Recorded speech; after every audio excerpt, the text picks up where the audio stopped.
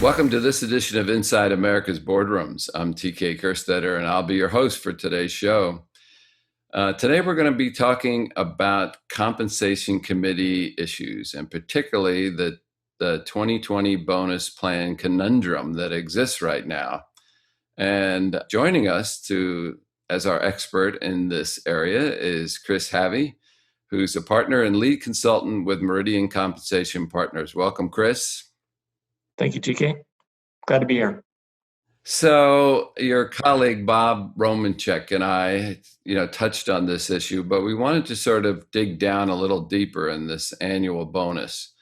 A couple of weeks ago, sort of the common position by everybody was sort of this wait and see, because nobody knew what to do. They knew that their existing plans were obviously in trouble with the crisis that we've seen. And sort of now we see sort of three options. There's still the wait and see, okay, and determining what's going to happen. There's actually do nothing, just let the plan do what it's going to do, which obviously is going to be nothing. And then there's the sort of look at and predict the next period, 6 months or so, and say, okay, what can we put into place? So what do you see as the current thinking going on out there with the companies that you work with? Yeah, you're right, TK. The initial thought was, let's wait and see. We had a lot of other issues that they were dealing with at the time. How do we run our business in this environment? What people actions do we need to take? Do we need to have furloughs, layoffs? Are we right-sizing the organization? Do we need to take salary cuts? Those were the conversations that were happening at the time. And even if anybody wanted to do something with their bonus, they didn't know what to do. There wasn't a lot of visibility into what the rest of the year was going to look like, how long this was going to last, and what the impact was going to be. So now we're halfway through the year almost, and some states are reopening. We're seeing some quote unquote return to normal a little bit, and maybe we're going to have a little bit better visibility in the next month or two of what the impact has been and will be for the rest of the year. So I think we're going to start to see a lot more conversations over the next couple of months as we get into the summer committee meetings and board meetings of what do we do now with our bonus program. And as you said, it's going to be a range of actions and a wide range of actions, because there's companies that have had very little impact from the current environment. There are companies that where their business is still pretty sound, but they aren't tracking to earn a bonus right now. And we have some companies where their business is really struggling, and they're definitely not on track to earn a bonus. So we're going to see a wide range of actions there. I can tell you what I've heard so far. It ranges. There's the full gamut of actions. I've had a couple clients that have said, we're just not going to pay a bonus this year. Even if we might have been able to earn something above threshold, we're just not going to pay it. It doesn't feel like the right thing to do in this environment. I have other clients where they've talked about a second half bonus, where our priorities have changed for the second half. We need to focus on cash flow and safety, for example, as opposed to the earnings metrics we set at the beginning of the year. And so they've set out a second half bonus that is conservative. They can't get above target, and that target is prorated for half the year. The first half is a zero, and that's going to be based on those new financial metrics. So we're seeing a wide range of actions. We're going to have some companies that just leave it as is, and the impact hasn't been that substantial, and we're just going to let it ride. So wide range of actions. So when you're in these committee meetings and you hear the discussions, I would think that there's a fair amount of discussion that's sort of balancing the investor and the shareholder.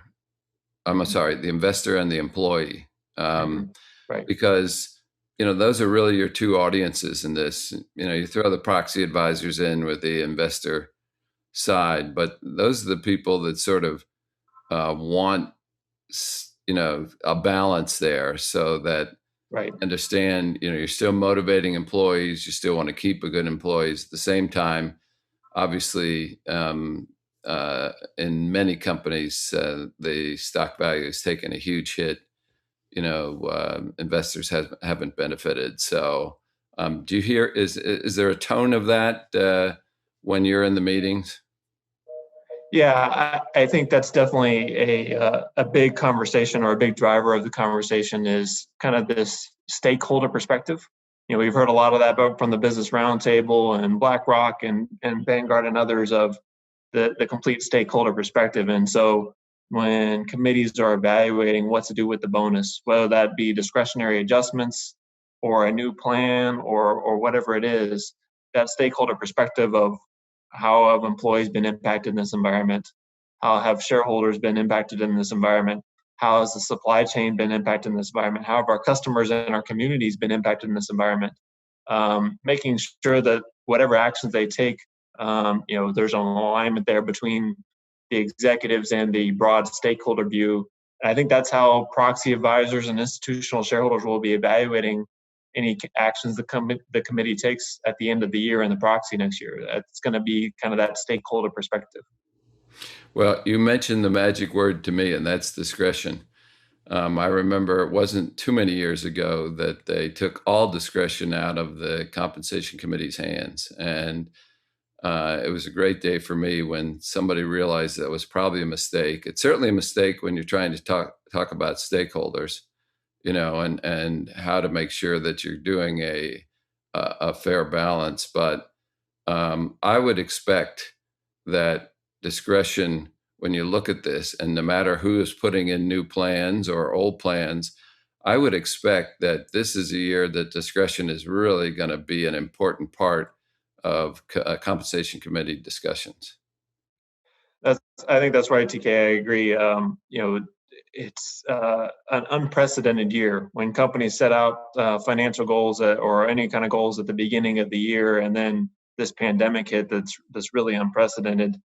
This is exactly the time for discretion, whether that be discretion in evaluating how the executive team reacted to the environment that they were given during the year, and how they responded, or as we just talked about, discretion in aligning the bonus outcomes with the broad stakeholder experience.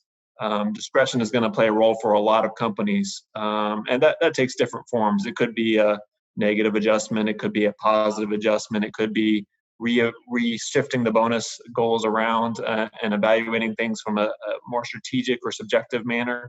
But that we expect that will play a role for a lot of companies. Well, we know that the compensation committee chair is going to earn their fee this year. I mean, in fact, every board member, certainly every chair, um, will have a lot of pre-meeting work, and work in between meetings. This year is just so unprecedented. So, Chris, I wanted to ask you, sort of look into your crystal ball, and I know it's tough because none of us have been able to really see this coming or have charted the future very well. But do you have any feel for how all of this may affect the design of bonus plans in the future? Is there something that you think this will change permanently about plans, so that there's an easier way to sort of make a transition, or if something like this happens in the future? Yeah, that's a good question, TK. I don't know for sure, but I think there's what you just talked to a little while ago about the use of discretion. And I have a few clients that are 100% formulaic. It's tied to one or two financial metrics, and they're really struggling because, well, those financial metrics are awash at this point. And so, what is that the only thing we were supposed to do this year? And I think the answer is no. And so I think we'll see more companies considering either whether it's a discretionary portion of the bonus, 20% or 30%, or 20 to 30% that's tied to safety or ESG, other ESG type of metrics. I think we were already going to see that before this pandemic, with the push from institutional shareholders for that focus. I just think this might accelerate it for some companies, that it's not just all about financials. There are other things that we need to accomplish during the year and that we can measure and evaluate at the end of the year as part of the bonus program. Yeah. I know there's a lot of organizations that are working on the metrics for ESG. And I think of all the discussion on board culture and company culture. Well, those are things that, again, the metrics in the end might be a little bit squishy and might require some discretion. So it just seems your point's very well taken, because I think just in the way the whole governance, atmosphere and ESG is evolving, I think that discretion to make sure all stakeholders are issues are taken into account it will mandate that you have have discretion to make sure you have a good balance. So That's right. It's such a new area that it's hard to set out a goal and say, well, this is the way we're going to measure it, and this is what it means, and we're 100% confident this is the right way to measure it. Um, Discretion is a good tool to say, well, we're not that confident that this is the right way to measure it, and we'll evaluate that at the end of the year. And it's important about how we get there as much as where we got to. yeah. Well, Chris, I want to thank you for taking the time, giving us the deeper dive into the 2020 bonus plan. And again, it's always nice to have you add your 2 cents. So appreciate your time today. My pleasure. Thanks for having me. And that will conclude this edition of Inside America's Boardrooms. We hope you enjoyed the show. We'll be back again next week when we take another look at a critical topic that'll help you be a better board member or committee member. So we'll see you then.